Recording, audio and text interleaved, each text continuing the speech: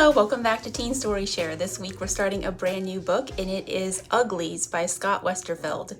This is the beginning of a series. It takes place in a dystopian world where everyone before the age of 16 is known as an ugly, and then when you turn 16 you get plastic surgery to turn you into a stunningly beautiful person, and then you're known as a pretty, and society is separated this way. And I won't get into it too much more, but there is more in the description down below if you want more of a preview. We're going to jump right in with part 1, Turning Pretty. Is it not good to make society full of beautiful people? Yang Yuan, quoted in the New York Times. New Pretty Town. The early summer sky was the color of cat vomit. Of course, Tally thought, you'd have to feed your cat only salmon-flavored cat food for a while to get the pinks right. The scudding clouds did look a bit fishy, rippled into scales by a high-altitude wind. As the light faded, deep blue gaps of night peered through like an upside-down ocean, bottomless and cold. Any other summer, a sunset like this would have been beautiful, but nothing had been beautiful since Peris turned pretty. Losing your best friend sucks, even if it's only for 3 months and 2 days. Tally Youngblood was waiting for darkness. She could see New Pretty Town through her open window. The party towers were already lit up, and snakes of burning torches marked flickering pathways through the pleasure gardens. A few hot air balloons pulled at their tethers against the darkening pink sky, their passengers shooting safety fireworks at other balloons and passing parasailers. Laughter and music skipped across the water like rocks thrown with just the right spin, their edges just as sharp against Tally's nerves. Around the outskirts of the city, cut off from town by the black oval of the river, everything was in darkness. Everyone ugly was in bed by now. Tally took off her interface ring and said, "Good night." "Sweet dreams, Tally," said the room. She chewed up a toothbrush pill, punched her pillows, and shoved an old portable heater, one that produced about as much warmth as a sleeping, Tally-sized human being, under the covers. Then she crawled out the window. Outside, with the night finally turning coal black above her head, Tally instantly felt better. Maybe this was a stupid plan, but anything was better than another night awake in bed feeling sorry for herself. On the familiar leafy path down to the water's edge, it was easy to imagine Peris stealing silently behind her, stifling laughter, ready for a night of spying on the new pretties, together. She and Peris had figured out how to trick the houseminder back when they were 12, when the 3-month difference in their ages seemed like it would never matter. "Best friends for life," Tally muttered, fingering the tiny scar on her right palm. The water glistened through the trees, and she could hear the wavelets of a passing river skimmer's wake slapping at the shore. She ducked, hiding in the reeds. Summer was always the best time for spying expeditions. The grass was high, it was never cold, and you didn't have to stay awake through school the next day. Of course, Peris could sleep as late as he wanted now, just one of the advantages of being pretty. The old bridge stretched massively across the water, its huge iron frame as black as the sky. It had been built so long ago that it held up its own weight, without any support from hover struts. 1,000,000 years from now, when the rest of the city had crumbled, the bridge would probably remain like a fossilized bone. Unlike the other bridges into New Pretty Town, the old bridge couldn't talk, or report trespassers more importantly.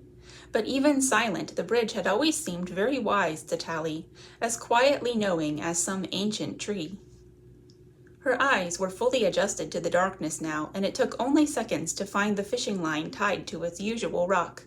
She yanked it and heard the splash of the rope tumbling from where it had been hidden among the bridge supports. She kept pulling until the invisible fishing line turned into wet, knotted cord. The other end was still tied to the iron framework of the bridge. Tally pulled the rope taut and lashed it to the usual tree. She had to duck into the grass once more as another river skimmer passed. The people dancing on its deck didn't spot the rope stretched from bridge to shore. They never did. New pretties were always having too much fun to notice little things out of place. When the skimmer's lights had faded, Tally tested the rope with her whole weight.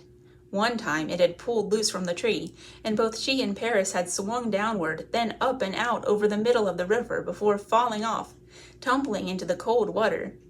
She smiled at the memory, realizing she would rather be on that expedition, soaking wet in the cold with Peris, than dry and warm tonight but alone. Hanging upside down, hands and knees clutching the knots along the rope, Tally pulled herself up into the dark framework of the bridge, then stole through its iron skeleton and across to New Pretty Town. She knew where Peris lived from the one message he had bothered to send since turning pretty. Peris hadn't given an address, but Tally knew the trick for decoding the random-looking numbers at the bottom of a ping. They led to some place called Garbo Mansion in the hilly part of town. Getting there was going to be tricky. In their expeditions, Tally and Peris had always stuck to the waterfront, where vegetation and the dark backdrop of Uglyville made it easy to hide. But now Tally was headed into the center of the island, where floats and revelers populated the bright streets all night. Brand new pretties like Peris always lived where the fun was most frantic. Tally had memorized the map, but if she made one wrong turn, she was toast.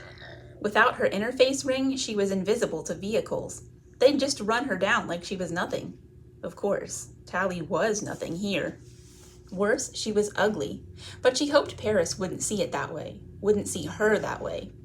Tally had no idea what would happen if she got caught. This wasn't like being busted for forgetting her ring, skipping classes, or tricking the house into playing her music louder than allowed. Everyone did that kind of stuff, and everyone got busted for it. But she and Peris had always been very careful about not getting caught on these expeditions. Crossing the river was serious business. It was too late to worry now, though. What could they do to her anyway? In 3 months, she'd be a pretty herself. Tally crept along the river until she reached a pleasure garden and slipped into the darkness beneath a row of weeping willows.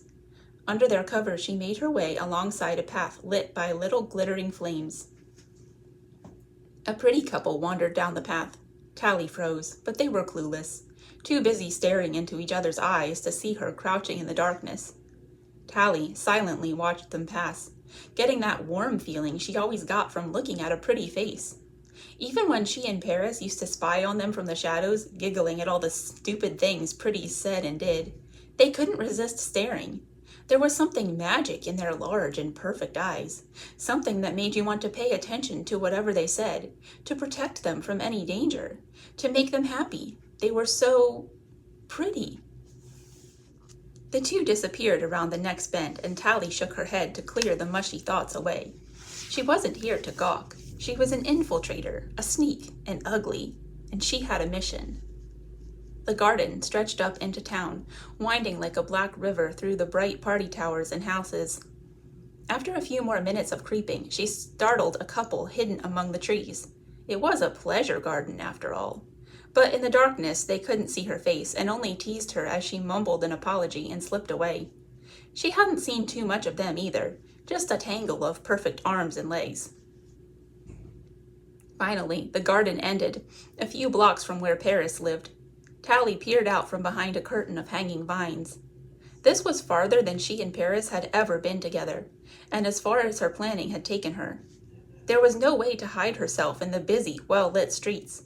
She put her fingers up to her face, felt the wide nose and thin lips, the too high forehead and tangled mass of frizzy hair. One step out of the underbrush, and she'd be spotted. Her face seemed to burn as the light touched it. What was she doing here? She should go back in the darkness of Uglyville, awaiting her turn. But she had to see Peris, had to talk to him. She wasn't quite sure why exactly, except that she was sick of imagining 1,000 conversations with him every night before she fell asleep. They'd spent every day together since they were Litleys, and now, nothing. Maybe if they could just talk for a few minutes, her brain would stop talking to imaginary Peris. 3 minutes might be enough to hold her for 3 months. Tally looked up and down the street, checking for side yards to slink through, dark doorways to hide in. She felt like a rock climber facing a sheer cliff, searching for cracks and handholds. The traffic began to clear a little, and she waited, rubbing the scar on her right palm. Finally, Tally sighed and whispered, "Best friends forever," and took a step forward into the light. An explosion of sound came from her right, and she leaped back into the darkness, stumbling among the vines, coming down hard on her knees in the soft earth, certain for a few seconds that she'd been caught. But the cacophony organized itself into a throbbing rhythm. It was a drum machine, making its lumbering way down the street. Wide as a house, it shimmered with the movement of its dozens of mechanical arms, bashing away at every size of drum. Behind it trailed a growing bunch of revelers, dancing along with the beat, drinking and throwing their empty bottles to shatter against the huge, impervious machine. Tally smiled. The revelers were wearing masks. The machine was lobbing the masks out the back, trying to coax more followers into the impromptu parade. Devil faces and horrible clowns, green monsters and gray aliens with big oval eyes, cats and dogs and cows, faces with crooked smiles or huge noses. The procession passed slowly, and Tally pulled herself back into the vegetation. A few of the revelers passed close enough that the sickly sweetness from their bottles filled her nose. A minute later, when the machine had trundled half a block further, Tally jumped out and snatched up a discarded mask from the street. The plastic was soft in her hand, still warm from having been stamped into shape inside the machine a few seconds before. Before she pressed it against her face, Tally realized that it was the same color as the cat vomit pink of the sunset, with a long snout and two pink little ears. Smart adhesive flexed against her skin as the mask settled onto her face. Tally pushed her way through the drunken dancers, out the other side of the procession, and ran down a side street toward Garbo Mansion, wearing the face of a pig. All right, next time we read Chapter 2, Best Friends Forever. I hope you like the story so far. See you again next time. Have a great weekend. Bye.